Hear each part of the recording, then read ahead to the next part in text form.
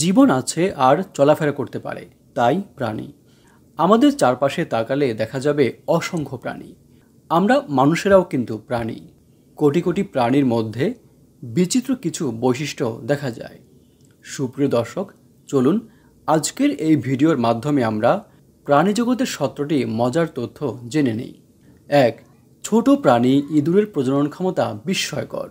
মাত্র 18 মাসে একজোড়া ইঁদুর থেকে 10 লাখের বেশি স্বজন তৈরি হতে পারে। 2. প্রাণীজগতের মধ্যে সবচেয়ে জোরে শব্দ করে নীলতিমি। এর তৈরি 188 ডেসিবলের শব্দ 800 কিলোমিটার দূর থেকেও শোনা যায়। 3. দৌড়ের জন্য বিখ্যাত প্রাণী ঘোড়া। মজার বিষয় হলো ঘোড়া দাঁড়িয়ে ঘুমায়। 4. জেলিফিশের সুর 36 মিটার পর্যন্ত দীর্ঘ হতে পারে, আর জেলিফিশ দেখতে বেশ সুন্দর হলেও এটি বিষাক্ত প্রাণী। 5. লাফিয়ে চলা ঘাসফড়িংয়ের পায়ের পেশি একই সমান মানুষের পায়ের পেশির তুলনায় 1000 গুণ শক্তিশালী। 6. পৃথিবীর অন্যতম ক্ষুদ্র পাখি হামিংবার্ড। ছোট্ট এই পাখিটি ওড়ার সময় বেশ নিয়ন্ত্রণে থাকে, এমনকি পাখিটি পেছনের দিকেও উঠতে পারে। 7. বুকের ওপর চলা সাপের মেরুদণ্ডে কোনো হাড় নেই। সাপের মেরুদণ্ড তৈরি হয় তরুণাগ্রন্থি দিয়ে। 8. মৌমাছি এবং মশা চলার সময় হালাক বিনবিন শব্দ হয়। শব্দটি সৃষ্টি হয় এদের পাখা নাড়ানো থেকে। 9.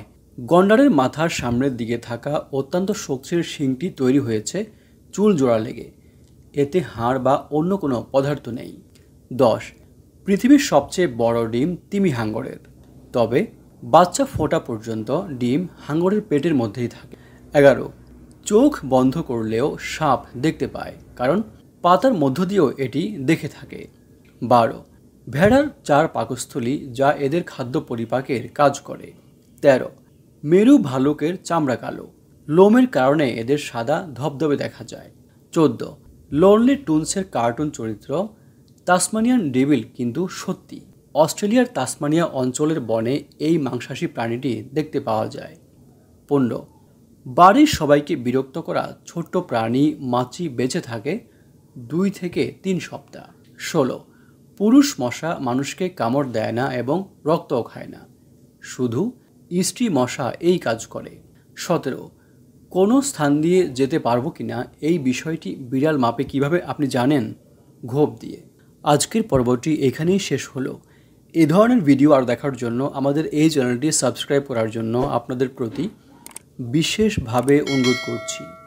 আপনারা যেখানেই থাকবেন অনেক ভালো থাকবেন। ধন্যবাদ।